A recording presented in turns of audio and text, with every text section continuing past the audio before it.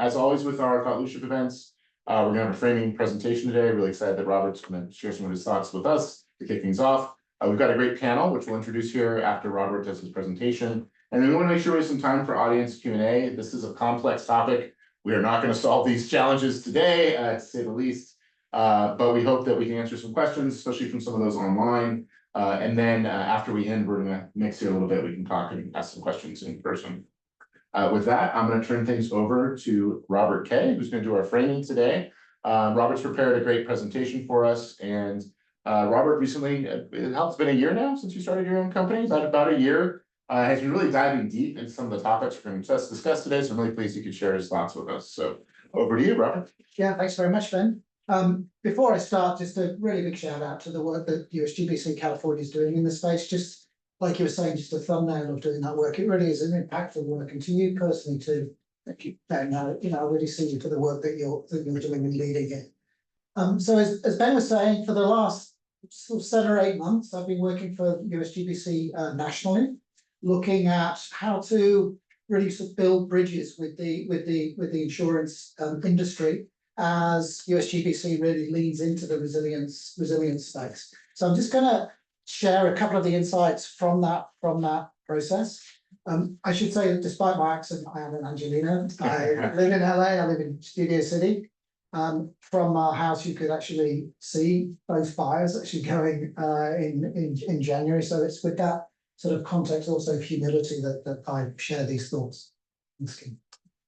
All right, 3 frames, the 3 framing prompts. The first is around industry alignment. So that's industry, that's aligning the buildings industry with the insurance industry and the lending industry.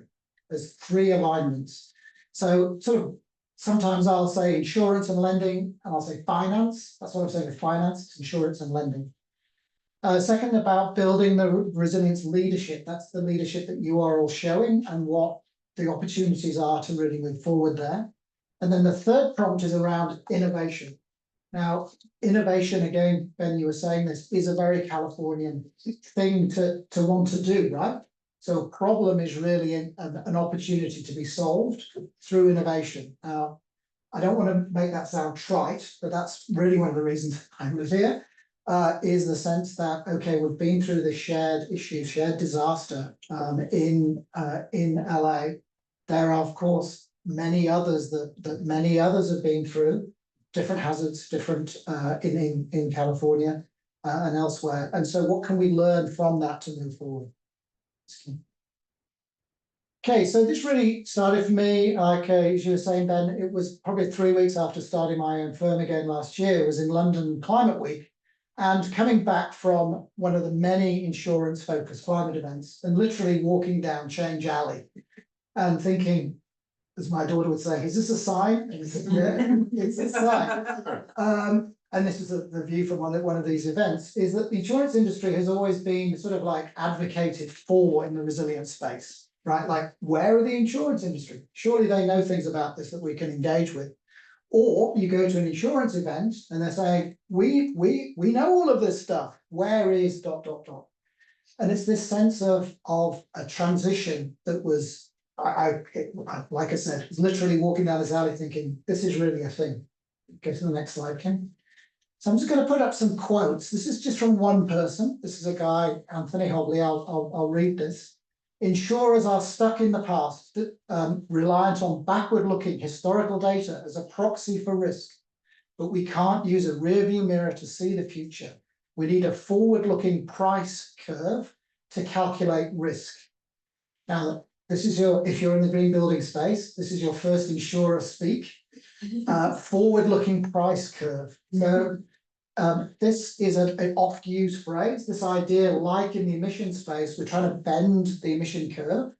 We're here trying to bend the risk curve through risk management issues, solutions. Quoting Anthony again, we need to make sure insurance a catalyst for the speed and scale, identifying where risk and uncertainty play a pivotal role in the system change required to build the market-leading services and mechanisms that will de-risk the low-carbon, resilient, just transition and mobilize capital to protect lives, assets, and livelihoods in the climate emergency. Thanks. Okay, look, and as Ben was saying, we all know why. The slides on my left, the picture on the top of the house on top of the cliff, and the curve of showing the increased risks. These are both from The Economist from last year, really showing that the increase of major impacts. The insurance world globally is very, very aware of increasing risks, of course, and is wanting to do something about it. On the right-hand side, that's the latest link. I've got the links in the presentation. Every year, Swiss Reinsurance do a review of like global risks, and you can see that $135 billion in insured losses last year. If you read the fine print, it says 2/3 of those were in the US. Next slide, please.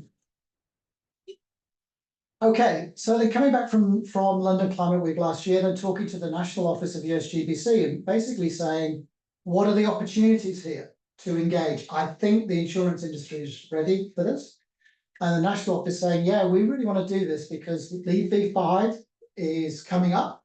For the first time, there are some serious consideration of resilience baked into the new version of Lead. So there's got to be something here, right? And the feedback being, yeah, we think so, but we don't really know. The insurance industry, tricky. We were talking about this before, tricky to sort of deal with. They speak different languages. Said, okay, well, how about we get together and have some discussions? Next slide. So what we did subsequently was we had an event in September last year at New York Climate Week, where we brought together folks from the building industry, from the insurance sector, and from the lending sector, and closed the door for 90 minutes, put Chatham House rule on the discussion, and it got candid super fast, this discussion. You might recognize some of the faces there, I'm sure you do. There are some real advocates and leaders in the building sector, but a bunch of faces that you don't know who they are. And that's kind of the point. Whereas if I show this at a lending event, be, oh yeah, is that Lisa from Bank of America? Or got no idea who the other people are. But again, that's the idea is that there are folks coming from different sectors into this space. Thanks. We then repeated this at the Climate Change Conference of Parties in Azerbaijan last year. This was a much more global conversation, of course. These are international development banks who came to talk to us, International Standards Institute, and others. And actually, the guy I was quoting a lot is on the far left, Anthony Hobley from Howden. Thanks. So the types of things that were said, if you just bring one up. So I'm just going to read through these. These are some quotes. Reducing the cost of insurance is sort of the last resort. And there should be every other risk treatment that you can apply. And it's just the residual risk that insurance should be addressing. So in other words, look at risk mitigation. This is an issue of terminology. Is resilience building risk mitigation, depending on which way you're coming from. Next one. Next one, I'm excited that Lead V5 as a prerequisite to do a climate risk assessment and then rewards with credits actions taken based on the vulnerabilities identified in that risk assessment. It's important to normalize that practice. Right now, there are not enough market signals or regulatory triggers that need to be consistently undertaken by building owners and developers across the US. Now, I know that's a long quote, but there are some magic words in there about consistency, market signals, and so on. Next one. The other thing that was said is this is from the lenders saying that this is about value preservation. I'll just do the bottom left. I would say most insurers realize that it isn't the right answer long term to hold on to our own data, that we need to have some sort of data utility and make sharing more efficient. There's openness for sharing. Last one. It will pay benefits to be forthcoming with your risk reduction investments and say to your insurer, hey, look at what we've been doing. Thanks. So that was what was said at the global level. There is an intent, there is an interest from insurers and the brokers and the underwriters to move forward, to engage in this process. This is the reality, right? So this is from Wall Street Journal from 2 days ago. LA has big plans to rebuild after the fires. Good luck getting insurance. And that's the lived reality. I mean, my insurance has already gone up. So there is this sense of, on one hand, there is this movement, there is this industry movement, strong engagement, strong intent. But the reality is again, as we'll discuss, is something quite different. Thanks. Now, I think we're in the right place to innovate, actually. This is a quote from only a couple of weeks ago from the current Insurance Commissioner, Ricardo Lara, was speaking at the Climate Resilience Summit. And this is a direct quote, that on one hand, of course, the Insurance Commission is our advocate on our behalf with insurance companies. But also on the other hand, I think this is a real, open hand to the insurance sector, basically saying, look, this sector does know a lot. And in fact, this is the time to be engaging with them, to lean on their expertise and innovation. Thank you. So the framing prompts, back to what I was saying at the top, industry alignment.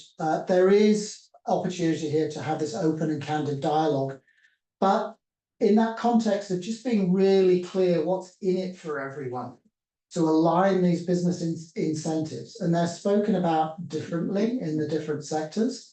But at the end of the day, I think there really is an intent to actually align value here. Proactive approaches, again, learning from disaster. Ben, you talked about that before. That's not as consistent and as systematic as I think it could be moving forward. And I think, to your point, Ben, there's a real opportunity to do that here in LA. Then about looking at resilience approaches in the building sector, LEED V5, of course, there's the other programs, IBHS programs, and a whole pile of other ones. But there's a real key here, because again, there's a sense of consistency and verifiability. That's the word, and a transparency. Last one is this innovation ecosystem. There is a startup a non-profit called Insure. So it's got two ends. Insure is like a startup innovation hub for insurance solutions. There's climate tech innovation. There's building tech innovation. There are real opportunities here. There's also regulatory innovation capability here in California and around the world. I'm watching very closely what's happening in Florida. If you're looking at SB 62, I think it is, around tax credits, bringing in a resilience-based tax credits there as well, which I think is really interesting. And then again, there's community-driven innovation through, in California, resilience districts and other risk pooling mechanisms, again, that we can look at leveraging. All right, that's it for me. Thank you, Robert. Thank you. If you could bring up, Kim, just the slide with all of our speakers. So we're going to move to our speakers now. That was an excellent framing. And I noticed that Robert did not solve any of our challenges there, but really set the table a little bit for us. We're going to have everyone really introduce themselves and talk about the role that they play around the issue. So I'm going to start with you, Heather, if you can introduce yourself, and sure. we'll go from there. Yeah. Heather Rosenberg with ARIP. I lead our resilience planning and policy group. And really appreciate that framing. Do you want me to sort of say why I'm here, or just say why you're here? Okay. Yeah. So I've been I'm a systems person, so we've been looking at where is there leverage to get people to reduce the risk by reducing emissions, to think about how to reduce the risk and exposure from the impacts of climate change, and how to do that in an equitable way. Where are there leverage points in the system to be able to do that? Insurance has been a really obvious and missing piece for a really long time, and really disconnected from the building industry. So I'm really thrilled to see this work happening and leadership from both of you, because the reality is the amount of risk is increasing, the total pool of risk is increasing, but the ability to, or the appetite to pay for risk transfer is not increasing. So how are we within, I work with buildings and policy and communities and corporations and utilities and like, how are we engaging all of these entities to think about the full toolkit of risk management from, do you avoid risk? Do you, do you adapt your facility? Do you accept the risk? And to say at some point I might take a loss, and it's only that last piece that you insure, but what does that actually mean? How do you make decisions across a portfolio? How do you make decisions across communities? And what are the social impacts? Because ultimately we know that it's the public sector who's going to be holding the bag, and that means it's going to fall most heavily on minority communities, low-income communities, those who are already on the front lines of climate change. So we need to find real systemic ways of bringing these things together. It's not that we're going to find just the right insurance product, that's a piece, but how are we encouraging all different sectors to invest and find solutions at different scales that actually move the needle? Thank you. Seth? Good afternoon. Thank you for having me. My name is Seth Davis. I'm a Senior Director of Risk Management for Westfield. We own malls in the United States. I've been with the company on and off for about 8 years. I'm responsible for purchasing all insurance for the company throughout the country. Also responsible for fire, life safety and human safety at our properties, and responsible for all the litigation throughout the country. I also sit on the board of directors for the LAFD Foundation, and very happy to be here today. Thank you, Seth. And I just want to know, we specifically reached out to Westfield to be here. I've consistently been very impressed with Westfield's ability to create communities in their malls and be really a bellwether for not just retail engagement, but community engagement. I don't want to speak for you, but I feel like they've sort of cracked whatever that secret sauce is, if they're gonna have make like large scale urban retail actually work. It's a really good point.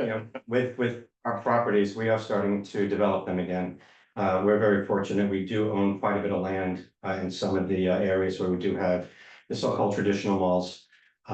You've probably seen in the news, especially after COVID, everybody said the mall industry is dead. I'm here to tell you that it's alive and thriving. Our foot traffic is exceeding pre-COVID. Our revenue is exceeding pre-COVID. So what we're doing, we've developed these flagship properties where we're bringing people to the mall for experiences, for entertainment. We're not bringing them there to buy a pair of Levi's and get a hot dog on a stick. We're there with Equinox workout facilities. We're there with Forward Healthcare. We're there with OneMed Healthcare, 5-star dining. So people are coming to spend quality time with friends and family and spend their money. What we're doing now is city making. We're taking the mall property, all the parking fields around the mall. We're building cities. So we're building live, eat, work, play, all in one footprint. We're starting to break ground in Bergen County, New Jersey on April 1st. It's a 7-phase project where we're going to be building about 1,000 units of residential, along with additional retail, restaurants, medical office building, healthcare facilities, and things of that nature. We're going to then move into Skokie, Illinois, and hopefully out here in Southern California. Thank you, Seth. Dave, I want to introduce yourself. You have a lot of experience on this topic, so I'm really pleased you could be here with us today. So it's a treat to be with you. I'm Dave Jones. I'm a recovering insurance regulator. Step 3 of the 10-step program. I served as California's insurance commissioner from 2011 through 2018. Did a number of things to try to help insurance regulators in the US and globally develop better practices as it relates to regulating insurers with regard to developing and emerging climate risks. After leaving public office, I chose to join the Nature Conservancy, where I did a bunch of work to try to demonstrate that insurance underwriting and pricing models are technically capable of accounting for the risk reduction benefits of investment in nature. In the wildfire peril context, that's forest management, ecological forestry, thinning, not clear cutting, reintroducing fire to landscape, other measures to reduce fuel loads. And among other efforts there, we were able to demonstrate in partnership with Willis, a global broking and risk advisory firm, that the models the insurers use are able to account for nature-based investments, and that actually modeled losses are substantially improved by, say, 20 to 40% if they account for these sorts of approaches where they're occurring proximate to properties at risk. Now I'm at UC Berkeley School of Law. I lead an initiative at the Center for Law, Energy, and the Environment. I'm doing a lot of work in collaboration with insurance partners to try to place insurance products that actually account for risk reduction associated with nature-based approaches in their pricing and underwriting. And then I'm doing a lot of work across the country around recommended regulatory and legislative improvements, if you will, to try to make sure that insurers account for mitigation, whether it's at the property, community, or landscape scale. Thank you, Dave. Carmen? I'm Carmen Bulber. I'm the executive director of Consumer Watchdog. We're based here in LA. I've been with the organization for over 20 years and worked on insurance for most of that time. Our founder wrote the law that regulates most property insurance in California, called Prop 103, which was on the ballot in 1988. And was put on the ballot in response to a insurance crisis that was not unlike the one we're facing now, where people were unable to buy auto insurance in the inner city, or if they were getting quotes, it was for thousands upon thousands of dollars a year back in the 80s. And when the legislature failed to act, the voters approved Prop 103, and it required insurance companies to come in and open their books and justify what they wanted to charge before rates go up, and required a series of implemented a series of fairness requirements as well. And so our organization fights to protect consumers in the context of that law. And in recent years, I've been spending a lot of time talking to lawmakers and regulators and doing public education around how the insurance industry is responding to climate change, because they have absolutely known about it for a long time, but they haven't really done anything about it. And now that all of a sudden it's catching up to them, their response has been to push the entire cost of climate change onto consumers. And consumers are seeing that in non-renewals and higher prices and complete cancellations, the inability to get insurance, and ending up on the state fair plan. And that is not the way, in our view, to keep California insured and move us to a place where everybody is more resilient. So that's what I spent a lot of my time working on. I'm glad you could be here with us. Thank you. Julie? So I'm Julie Wojnarowski. I am here with Citadel EHS. We are a one-stop bespoke environmental health safety consulting firm. And I'm deep in the weeds with clients. In a consultative role, I run our ESG and sustainability practice. And before that, I did a stint with USGBC National and was with the International Well Building Institute. Have familial ties to the sustainability industry that run pretty deep. And I'm just really honored to be here with you all. Thank you to Ben, you and USGBCA CA team. Yeah, just really my perspective is around getting clients to understand that this is not just about a regulation, and that they can make money off of this, and that it will preserve their businesses for years to come. Most importantly, just driving business continuity planning and emergency preparedness. Thank you. And Robert's already introduced himself, but if you want to reintroduce yourself, you're good. Good. So in putting this group together here, we debated originally, do we just want to talk about residential insurance? Do we just want to talk about commercial risk? Was that like, and it felt like we needed to have both sides represented because they are interconnected. So I just want to address that because, I think sometimes we think there's a true divide, and I don't think there is, right? The insurance companies insure usually on both sides. And so I felt like it was important to include everyone. So my first question, I'm going to start with you, Dave, is really, how are insurers responding to climate? And do you think that's the right response? So Robert had a chart earlier that Swiss Re thought that the global nat cat losses were about 138 billion. Gallagher thinks they were 154 billion. What's a few billion at this point? Yeah, and it is the case that about 2/3 of that landed here in the United States, so about 117 billion in insured nat cat losses. Both those figures are record breaking. Broke the record from the year before, which broke the record from the year before. which, you see where I'm going. So what's happening fundamentally is because of our failure to transition from fossil fuels and other greenhouse gas emitting industries fast enough, global temperatures continue to rise. They're causing more extreme and severe weather related events, which are killing more of us, injuring more of us, destroying more of our property, and causing insurance companies to pay out ever larger amounts.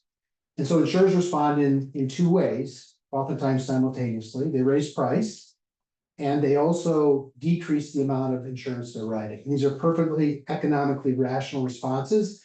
And this is occurring not just in California, but in at least 18 states across the United States and also globally in different levels of acuity based on the severity of the climate driven events. But there is no get out of climate change free card in the United States or globally. So that's how insurers are responding.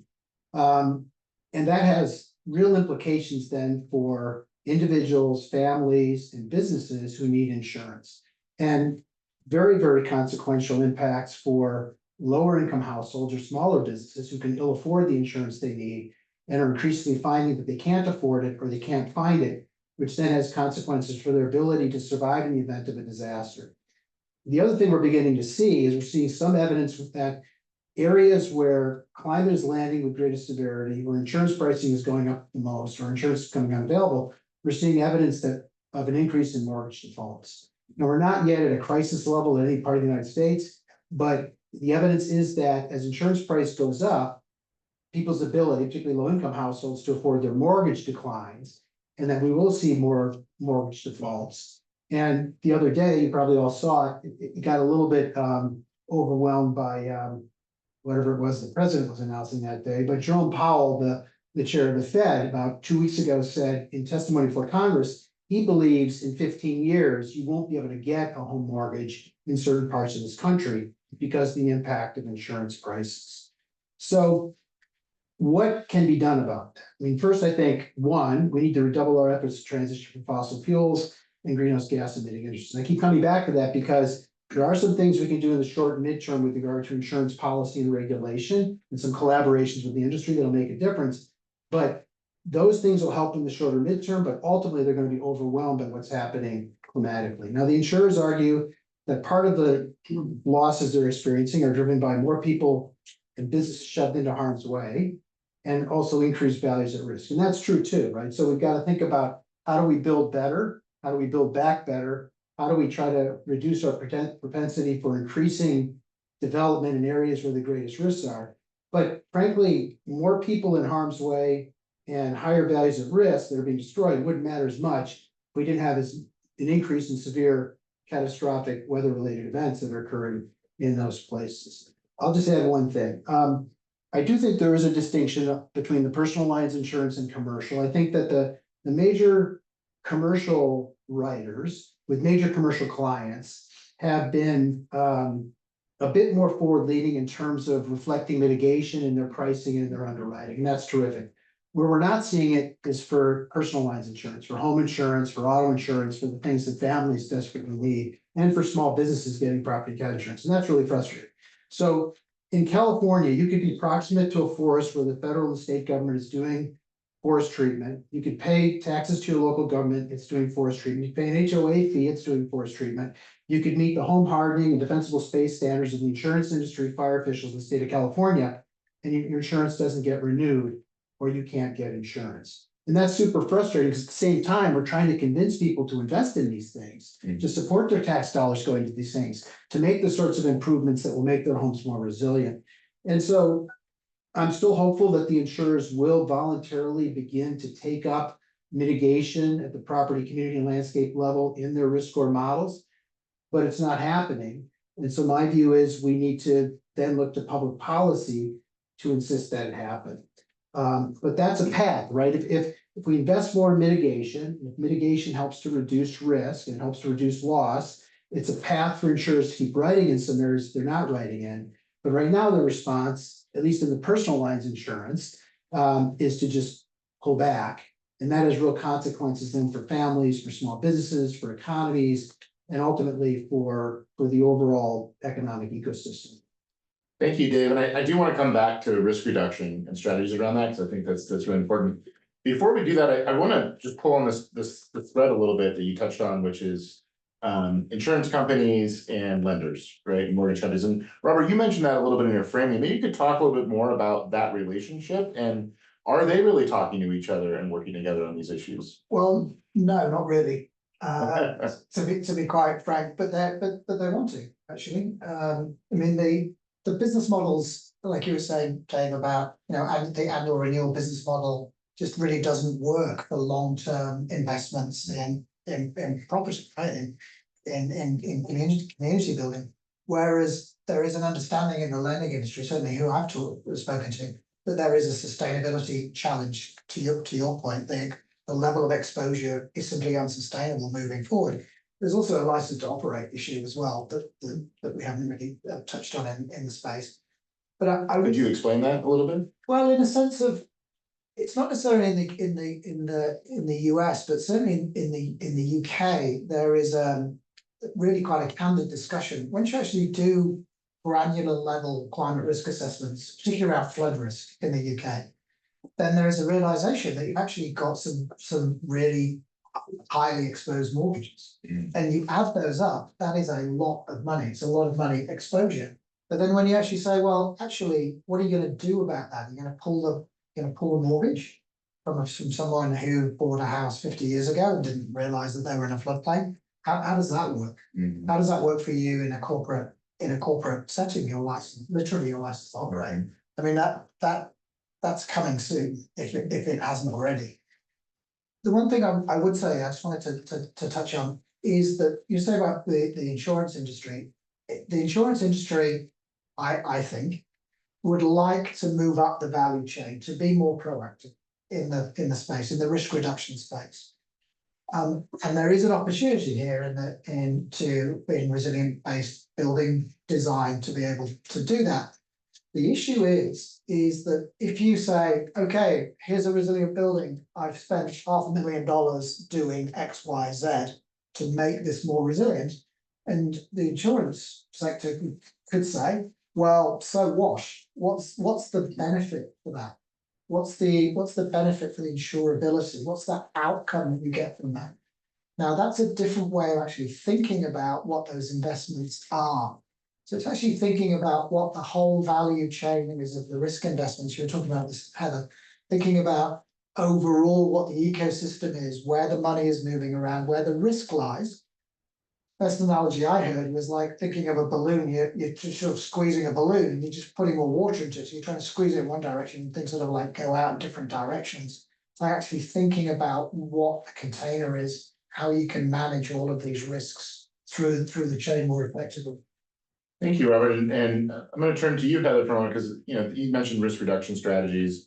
We've been working on this rebuilding guide for wildfire, and one of the things I've been saying is like we know 90+% of what we need to do to reduce risk, but we haven't been doing it, and it doesn't seem like there's an acknowledgement necessarily. So maybe you could talk a little about those risk reduction strategies, and are we getting that acknowledgement on the insurance side? Yeah, well, I'll start with, we're not getting acknowledgement on the insurance side in most cases. Especially on the residential, because they'll say, you've reduced risk in one property, but we're looking at the portfolio. And if you're not moving the needle on the whole portfolio, plus we don't have data for what you did and how that will scale. Are they defining that portfolio as their portfolio or their community? portfolio? Oh, okay. However, they're defining their portfolio in the market. We're not doing it policy by policy, our risk is shared. And one of the real problems is the scale of where the risk lives is not really at the if your house catches on fire because of an electrical fire, like that is in the property boundary, but that's not what we're talking about here. We're talking about the additional risk that comes from these extreme events. And so there's risk management strategies have to sort of start at the property scale and understand what are the hazards, what are the perils that occur there, what can be done about them. Should you be in that place at all? Is there a risk avoidance of or the dreaded words managed retreat? that we need to be talking about. If you look at Altadena, you wouldn't have picked that community as an area for retreat from fire. It wasn't even tagged, in California's maps or It's not in FEMA's the high maps as fire high fire severity. zone, right? We are seeing a whole new kind of event occurring with these fire storms. And so looking, and working with fire experts over the past weeks as we're working on this guide of, okay, there are certain things you can do, and know that at the community scale, there's more you can do. If your house is fireproof, but the houses around you are not.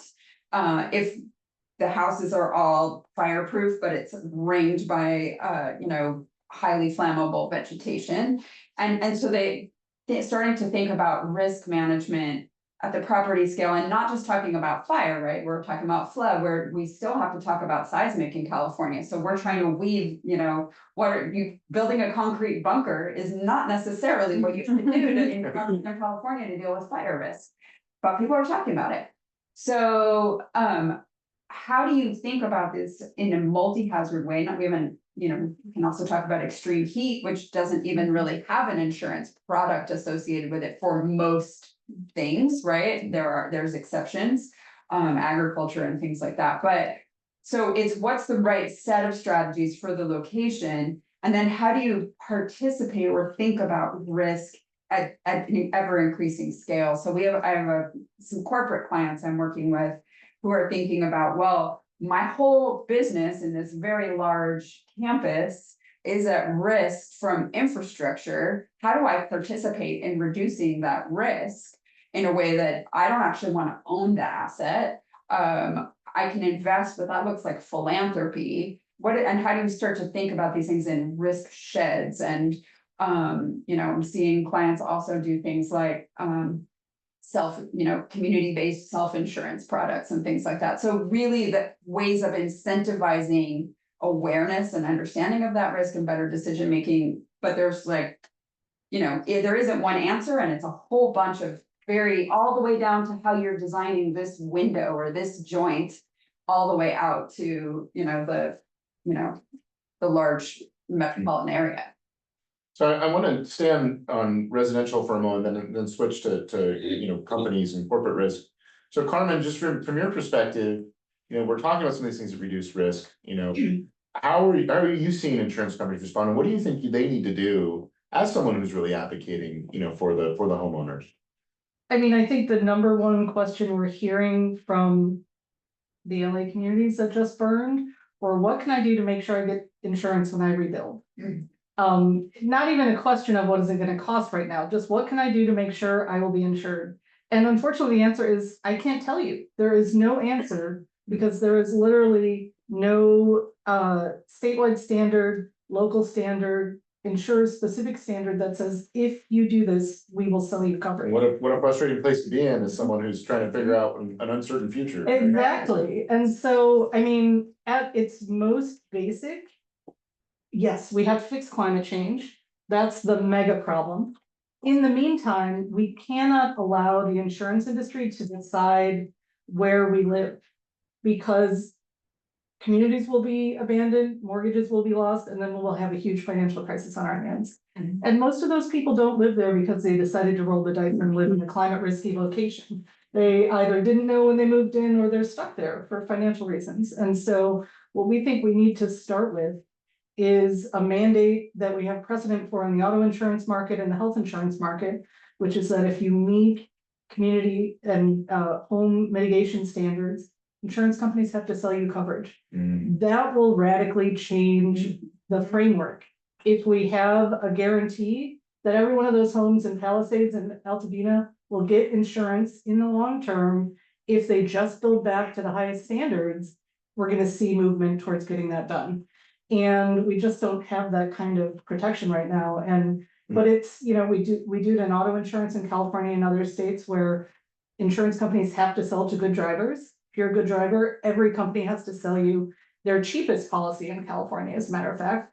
And Obamacare says health insurers have to take all comers. So there's precedent for it. And it's the way we could jumpstart mitigation. Now, it still needs funding. There's way more to do, but. Thank you. And I want to switch for a moment to the corporate side because of this interconnection and it feels like things are treated differently on the corporate side. So Julie, we talked a little bit about climate risk assessments in some of our prep calls. You know, what is that and how are you approaching this from really a corporate side? I like to say it's broad yet very deep. So it goes from looking at kilowatt hours that a company across, multiple continents, might be using and ensuring that they have the documentation in place to meet regulatory standards. To then business continuity planning, physical and transitional risk assessments. I tell clients it's more about weather-related incidences or transitioning to the new paradigm and, tracking all the regulatory changes and planning for them as they, go up and down. And so, But that's an internal assessment I'm doing as a company. It's not necessarily something I'm sharing with my insurance carrier, correct? yes. Yeah. Mhm. Interesting.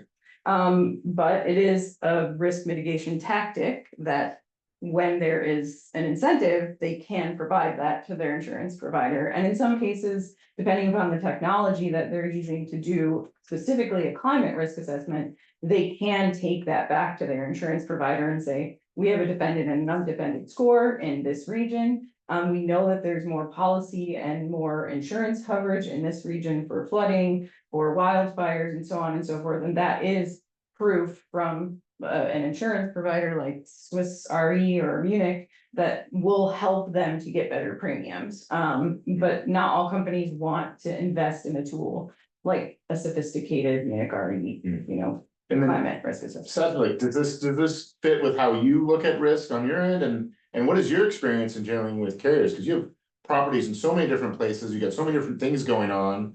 How are you assessing risk and evaluating this in this climate? Yeah, thank you. It's really a mixed pool and listening to what you're saying, it's.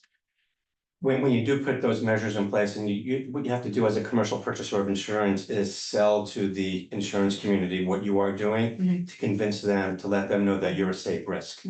And that's part of what I do is I meet with underwriters throughout the globe and we have $7.8 billion worth of property that we have to insure.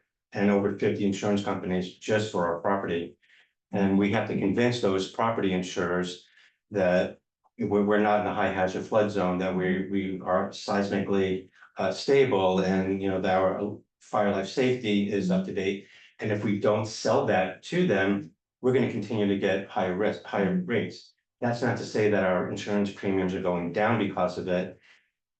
It's a process. You're not going to talk to the industry tomorrow and they're not going to lower your rates tomorrow. They need to develop that confidence within your risk program. Have confidence in your stability within the community, within the industry, and then you can start to move the needle. Over the past 3 years, our property premiums have gone up probably 50%. But this past year, they went down 8%. So it's working. It's going to take a lot more time. So you've got job security, it's basically. As long as we have them all, I'll have to. Dave, I want to switch a little bit to this innovation discussion, right? I think there's a lot of people are very curious. How do we change things? How do we shift the narrative? You're talking to different states, around the country. You mentioned a little bit, regulatory innovation. What are some of the things that you're seeing maybe from a regulatory perspective or policy perspective on a state level? Things that we should be thinking about that could help shift this a little bit.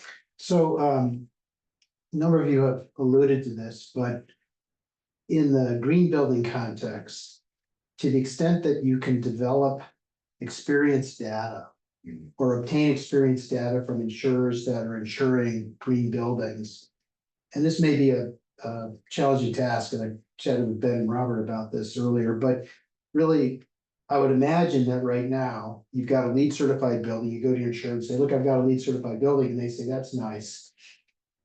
But, where's the data that shows how it's performed over the last 10 years? So, what this council could do is reach out to, say, the top 20 or 30 commercial insurers in the United States, present to them a list of all the commercial properties that meet LEED standards, ask them to share with you the experience data in terms of claims and losses for those buildings, and build your own data set, or use a broker to help you do that. And ideally, what that would show is that in fact, these buildings do perform better from an insurance claims and loss perspective over time. And then you can use that data to try to argue the case that many of you are making currently, because that's the sort of information insurers oftentimes require, or, you know, for large clients, they're willing to sit down and have a conversation and shown how Mhm. things make a difference, but it's really experience data. I guess, you know, we're seeing a lot of innovation in terms of modeling, and the models are getting better. What's the aphorism about modeling? All models are wrong, just some are useful. But you know, we're not gonna model our way out of this problem. Okay, I mean, the models and the use of forward-looking probabilistic models, that's fine. Insurers have been using them in California for rate relativities forever. Now they get to use them for the cat load and home insurance rates. They've been used in other states. But what the models are saying is things are getting worse, and the prices need to be higher and less insurance needs to be written. That's what the models are basically saying. So we're not gonna model our way out of it. I do think that there are some innovations in the insurance space that hold some promise. There's a new type of product, many of you are familiar with it, called parametric insurance. So instead of indemnity insurance, which is loss-based, you have to make a claim and prove your loss. Parametric insurance pays out based on a particular objective parameter being met. So the hurricane context, maybe it's winds at a certain speed. In the wildfire context, it's a certain area that's burned. And then the insured, instead of going through the painful process of making the claim, going back and forth to the insurance company over the magnitude of the loss, the amount of the claim, et cetera, it pays out automatically based on the parameter. Mhm. And that actually may be an innovation that might help in areas where insurers are saying, look, I'm not going to be willing to insure individual homes. But if someone is able to aggregate those homes and demonstrate to me, as was said a moment ago, that there's sufficient property level and community level mitigation occurring, then maybe I'll take that into account in terms of writing a parametric product for a large area. So the first of these was placed by the Environmental Defense Fund and Swiss Re in New York. It doesn't take into account any mitigation, but it does provide insurance, flood insurance for low-income households in a part of Manhattan that otherwise couldn't get insurance. I think the city of Fremont just bought one of these. I'm working on a couple of projects that would have a parametric account for investments in forest treatment. And one in the Midwest where it's investments in a nature-based approach to reducing flooding. So, but it's early days, and I think those are exciting and potential opportunities, but going back to what Carmen and others have said, really what we need to do is get the insurers in the personal lines insurance home to account for the mitigation that we know works. And I do think that community-based mitigation is terrific, and there's, you know, this notion of like, if you get all the homes to mitigate, you gotta have a herd immunity. But also I think it's important not to let the perfect be the enemy of the good. And the Insurers Own Institute shows, they got terrific videos. Insurance Business Home Safety Institute, go up online, look at it. They have two houses. One is hardened, one is not. They blow flames at them. Guess which one burns, right? So doing home hardening defensive space makes a difference. It's not going to guarantee that your home won't burn, but it makes a difference, and it should be accounted for in pricing and underwriting. It's not. Community mitigation would be great. Getting more homes to do it, that's terrific too. We also know landscape scale mitigation, investments in forestry make a difference. And yet homeowners are getting no credit for any of that. And that really needs to change. And if it doesn't happen voluntarily, then states and government, state legislation governors need to stand up and say, look, we're going to require it because people are desperate for insurance and we want to also encourage more mitigation. Yeah, and you touched on this a little bit, and Heather, you mentioned a little bit around community resilience and resilience districts. Could you break that down a little bit and how that might work? And, you know, are we seeing that approach really anywhere? Yeah, and others may have more examples. It's something we've been talking about for a long time, but to set a district that has a high level of risk based on sort of a shared risk shed. And setting it up just like you would a business improvement district or another kind of district so that you can then access different kinds of financing. So I think there are emerging examples of where that works. There's a lot of interest in it and a lot of appetite. People are saying, I'm gonna do that, and you know, I'm gonna help set one up in Altadena. I've seen a lot of people kind of making those claims. I think it is real. I think there's a lot of details to look at of how you get sort of the participation and what it means in the real world. And if people have examples of where those have worked, I'd be really interested to see, but I think that's sort of the kind of thing, it's more I've been hearing about them more as a way for that community or that district to get bonds. To invest in risk mitigation. I haven't seen it necessarily linked to the insurance piece yet, but you would think that there's opportunity there. I think people are talking about that kind of approach. And then on the technology innovation side, Robert, you touched on some of this earlier. Are you seeing specific technology innovations as it comes to risk assessment or it comes to insurance products? What are you seeing there? Yeah, well, there's a couple of things. One, the risk assessment question that we talked about before. Actually, all our colleagues nerded on this risk class taxonomy. So, I just said to them, you You can't. have to go really deep. Huh? So you can't call it that. And it's like, well, that's what we're going to call it anyway. Which is actually what it does. So this idea of actually just having standard terminology when you're actually saying you're doing a risk assessment, what actually is that? Is that a strategic level risk assessment? Is it component level in the building? Actually, how do you describe all of this? So there's something there about language tech, that's the thing, of just actually getting the same ways of talking about issues. The other thing with the technology, Toby, you triggered me, sorry, use the pun there, with the parametric products. I mean, the Europeans are talking on the flood risk side, just about parametric products around like home-based flood sensors, for example. And that's incentivized into the fabric of the building. So, what do those look like? Potentially they might be, radiant heat sensors in buildings and the reconstruction activity that triggers payout. And what does that look like in terms of both the effectively wiring up environments, either the actual building or the suburb, to actually think about what this means moving forward. I mean, obviously there's all sorts of data security and privacy and all of those issues to be dealt with.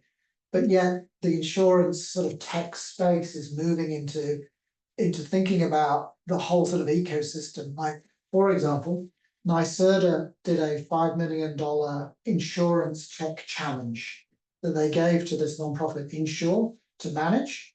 And it was real money. It was like $500,000 real money to insure tech startups in the clean energy transition. So, for example, small solar farms, you sell a product that has a parametric trigger for wind speed. The company is remoted in to the solar farm, so they know what the wind speed is. They can see it go offline. Automatic payment goes out to the operator, and then there's like an Angie's list of local repairers that can get triggered by that company to be able to go out and buy them. Now that when you're listening to these pictures, you think, well, that's obvious. Why isn't that there right now? And it's not there right now because it's innovation. And it's this combination of technology and the truly pure startup sort of interest. So that it's actually finding spaces to actually have those beneficial ecosystems to be able to challenge those, and it's not to sort of unlock the power of the sort of innovation economy, if you like. So I want to turn a little bit before we open it up for questions. So just thinking about some of the inflection points, and Carmen, how do you advise people when they're thinking about the inflection points that may be happening as they're insuring their home, that you see maybe in the market? How do we shift some of those points in the right direction? Does that make sense? I mean, I work for a nonprofit consumer advocacy organization. We really believe in the power of individuals to move policy if they all get together and demand the same thing. And I think we're really in a little bit of a moment right now because of these fires. I mean, we were talking before this about how many bills there are in the legislature to address insurance and fires and community rebuilding right now. And I think that people have a lot on their plates, but expressing those needs in Sacramento and to your local representatives really matters a lot. And I think that's So one of the places- organizing, yeah. whether it's in your community or just, in your own family, to reach out to elected officials and make these needs known, that if I do the right thing, I need to have insurance. I think it's just a basic, it's like healthcare. I believe that's a basic right. Insurance needs to be too, because it's a fundamental of operating safely in the world that we live in. And so I think, that's where we always go when folks ask, what is gonna move the needle? Folks speaking out. Yeah, it does feel like we are in a moment. I mean, look, we're in March. We already know that number. You said it was 150, 154 billion. according to 154 billion Gallup. last year. I kind of hope not, but it feels like this year that number's probably gonna be a bit higher. I just And- have to interject that, yes, that was the biggest losses, but they also had massive profits last year. Really? So 20% in 2023 and like 15, 18, last time I looked, the numbers weren't final, but huge losses, huge returns, because they're gouging insurance companies. And that's one of the big problems with reinsurance, is it's completely unregulated. So although all of these big climate impacted insurance loss numbers are very real, and all of these losses we're really feeling now, one of the things we try to do is just level check that although all of those losses are real, the insurance industry is still making money out there. And it doesn't account for any of the uninsured losses, which are also Right. huge. Yeah, that's actually a really good point. There's a We're only lot talking of about insured there's a losses. risk Yeah. that no one owns, that basically will fall to the public sector and people who are underinsured or uninsured. I think that'd be an important number to add to this total number, right? Yeah. What is the total economic loss? It's massive. Yeah, Well, the figure for LA is maybe 45 billion in insured losses, and I've seen figures of 200 billion for economic losses. And, we should actually hope that it falls on the public sector, although apparently our national government is about to tell us that it's not gonna help us with some of this Right. loss. But a lot of it just falls on individuals and businesses, right? I mean, Right. yeah. even if FEMA comes through, big if, they don't rebuild your home, they don't Right. rebuild your business. Yeah. At best, maybe you get a 500K loan from the Small Right. Business Administration to rebuild your home. But the $40 billion that Gavin has asked for from the president and Congress is just for the public infrastructure. Mhm. So, yeah, I mean, these economic losses are horrible. And it ends up just on the backs of ordinary Angelinos, ordinary Angelino businesses. And maybe some of it will be on the public sector, yeah. Yes, Seth? I do believe we're at an inflection point when it comes to insurance. Just by a raise, show of hands, who knows somebody who lost a house? 90% of the room. I'm gonna share something personal. I'm very, very skeptical when it comes to these big mega corporations, insurance companies, and I'm gonna go to big pharma for a second. I truly believe that big pharma doesn't treat diseases, they treat symptoms. And that's why they're so big, and I've got a personal experience with that. Same thing with the insurance. Mhm. Up until now, I believe that it hasn't been sexy enough for the insurance industry to do anything, because not enough celebrities, rich, wealthy people, long-term communities at Altadena, none of that has really ever happened. Now it's all happened, and it is in the spotlight. And I really do think with all the ideas that we're collecting here, it's not going to move quickly, but it's certainly going to start to make a difference. Thank you. I would say the fundamental building block of resilience is community. So whether we're talking about insurance or anything else, knowing your neighbors, building and organizing together, community organizing is the biggest tool. So I think, just hearing the different perspectives here and thinking about how to lift those voices up, how to lift those concerns up, how to lift up the innovation is really where, because there isn't a solution, right? But demanding action and demanding solutions and then lifting up what's good is starts with community organizing. But here's a problem that we're facing here again. And that is the tension between the felt emotional need to help people rebuild quickly, Yeah, exactly as they were, and the need to build back better. Yeah. And guess which one gets thrown aside in the wake of these events? It's build back better. And I think that these two things are not necessarily oppositional. They don't need to be in conflict. We can do both. But, you know, I was commissioner for 8 years. I can't tell you how many disasters I went to and how many disasters I've been to since. And in every one, the immediate reaction of federal, state, and local officials is to basically get rid of any standards, any imposition of requirements to try to build back better in order to let folks build back faster. Yeah. And, you know, look, I mean, I know folks have lost homes. I know how horrible that is. I know that how horrible everyone here and their friends and family loved ones are experiencing the tragedy of losing your most important asset, everything in your life. But we've got to figure out a way to bring these two things into balance, because we're about to do the same thing.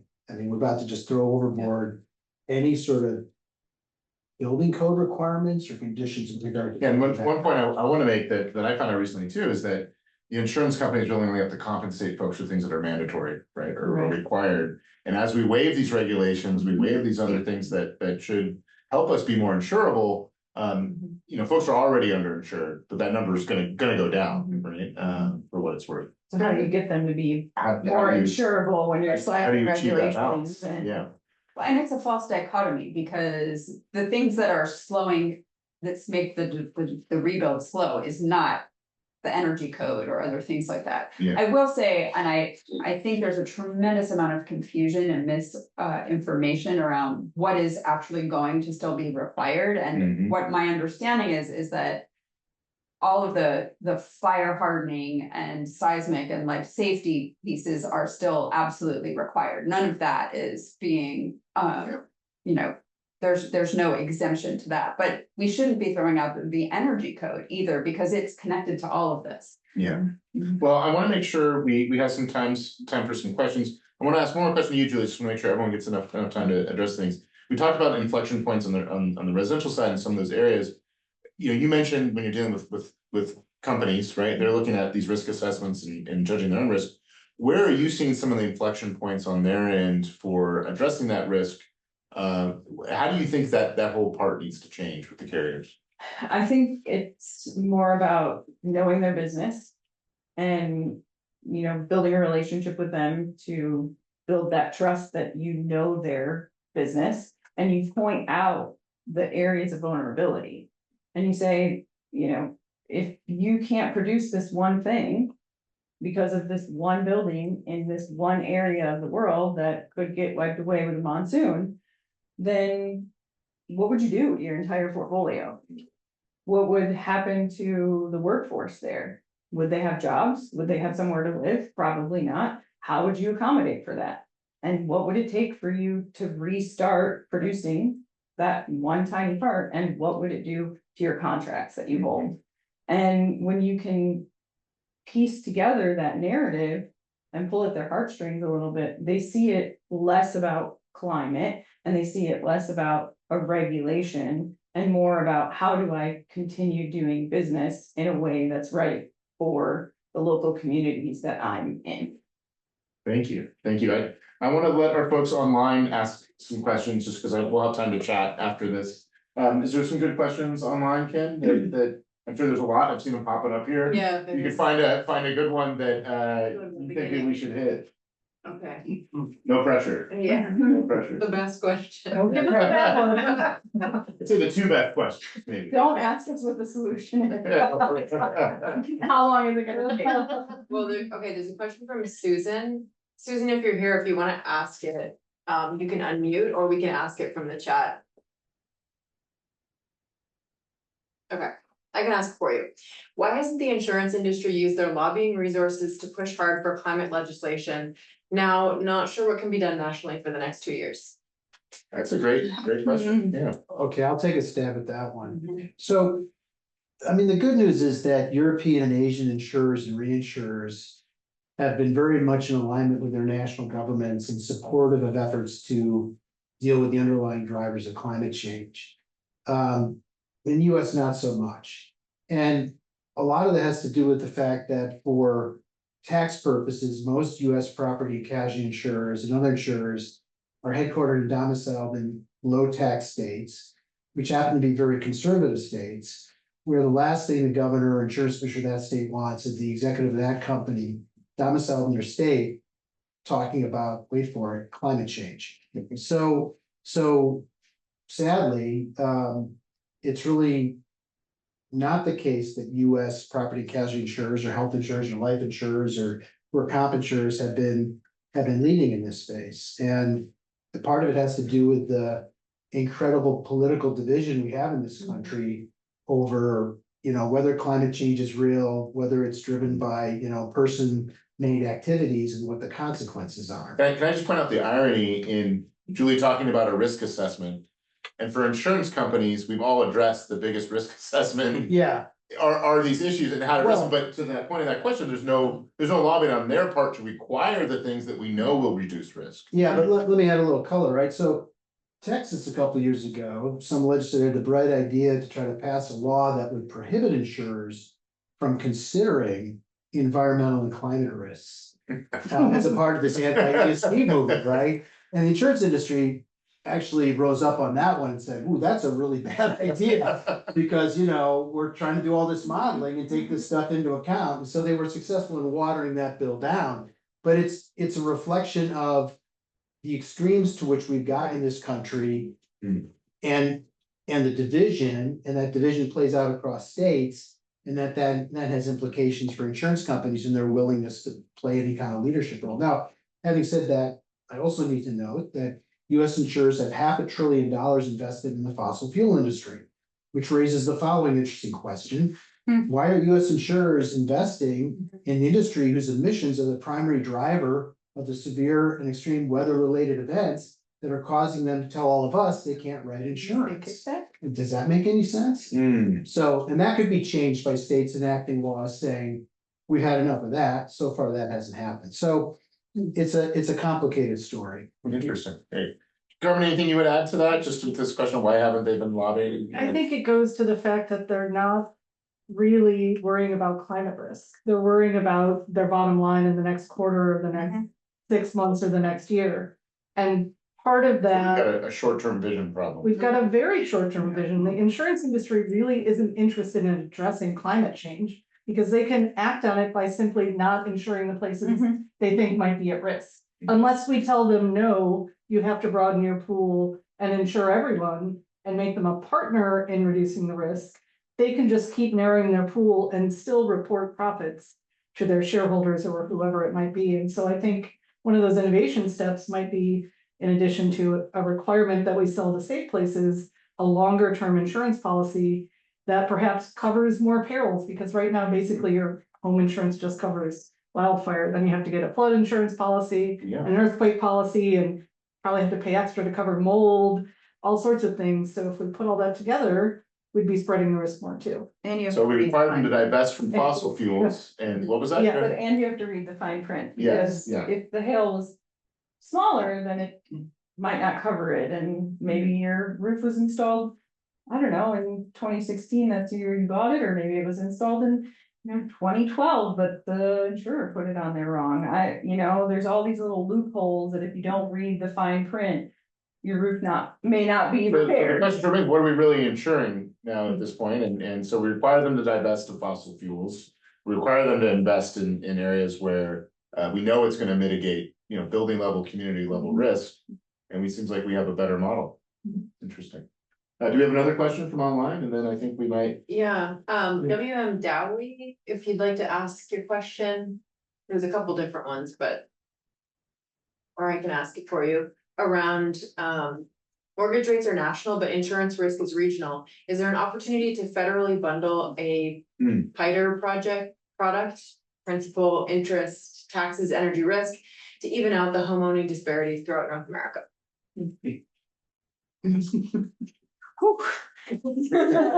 Interesting, yeah.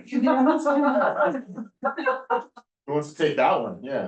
Okay, I'll start. So, I mean, Robert and so others alluded to the mismatch between 30-year mortgages for homes in a 1-year insurance contract. Yeah, But, and others have talked about the desirability of having longer term insurance contracts, and that's terrific. But private insurers are not gonna do that. I mean, they're just not, and so. Then the question becomes, what do we do about that? What mortgage lenders have done is they have a provision in every mortgage written in the United States of America that allows them to force place insurance on you if you drop your insurance. So if you can't afford your private insurance, they'll get insurance for you. This is interesting. Oftentimes, the relationships between the mortgage lender and the insurers they choose to force place insurance are less than arm's length. And the price of that insurance they're force placing on you is even higher, which then is, I think, helping to drive some of this increase in mortgage defaults. So, you know, I think ultimately where we're going is more people, 35 states have FAIR plans. They're the insurer of last resort. They're not public agencies. They're not taxpayer funded. They are state statutorily created private associations of the insurance companies in the states. And those states that are doing it right still require, since the insurers that are deciding how many people are going to be shoved on the FAIR plan by not writing insurance, they require the private insurers to be on the hook if the FAIR plan runs out of money, right? And I think what we need to do is figure out ways to shore up these FAIR plans. So federal reinsurance for FAIR plans, some sort of a federal or state premium subsidy for people on FAIR plans for low-income households, sort of like what we did under the Affordable Care Act.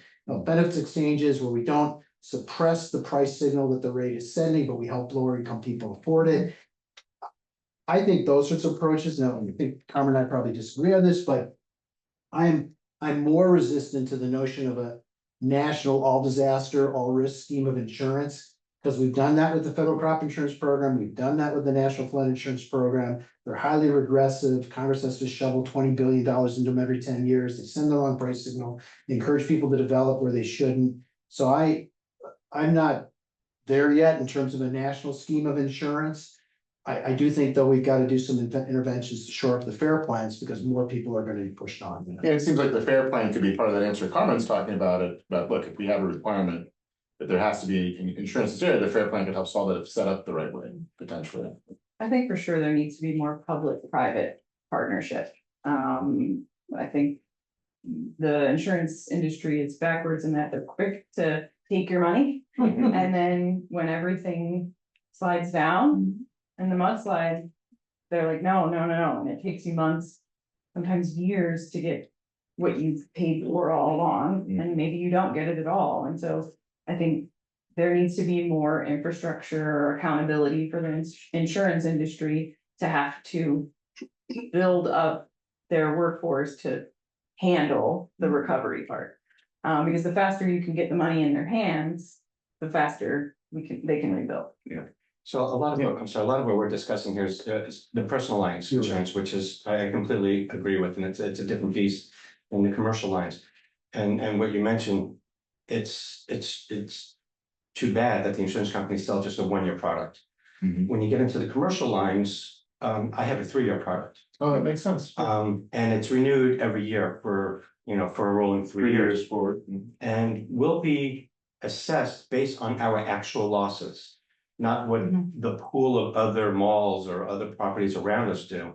So if we hit a 50% loss ratio, we get a premium reduction. If we're between 50 and 70, it's flat. If it's above 70, we get a 3 or 6% increase. So there is hope that there are products out there. And again, it goes through the marketing and the building relationships and having a transparent conversation with your brokerage and then with the underwriters. Thank you, There's Seth. a model there. One point, well, maybe one more comment and then Yeah, we're just going to close. one of the side comments in the round tables was around getting to the underwriter level. And it was characterized to me as show me the data and give me the story. And it's always stuck with me. It was that sense of the assessments, all the things we've been talking about, and then what that narrative is moving forward. That's what You I just just- described all of my presentations to the underwriters. Yeah, no, Read the data. That's right. Yes. Yeah, it's every single time. Well, I want to make sure we get out of here roughly on time. I feel like we could probably go for a couple hours longer. I want to say thank you to all of our speakers for making the time and effort to be here. Thank you for everyone who was watching online, for those that are here in person. We'll break and then ask everyone to stay and feel free to mingle. There's some snacks and some drinks back there. And I think I learned a lot today. I hope some of you did as well. Before we close, I just want to mention a couple of things we have coming up. We do have on tomorrow, actually, we have an info session for our Net Zero Accelerator program. We have an application open right now. We run a startup accelerator. Some of the innovations we've talked about here, we've actually been looking at some companies on kind of the climate risk prop tech side. But if anyone knows of a good startup, please feel free to send them to our program. And then again, I'd be remiss if I didn't mention that we have our big annual conference in May at the end of the year. So my ask to everyone is please just stay engaged, stay involved. Great ideas that we talked about today, and clearly we need to organize, and I think we're at a moment where we need to be more vocal. So that's my ask to all of you, is to please do that. So thank you. Yeah.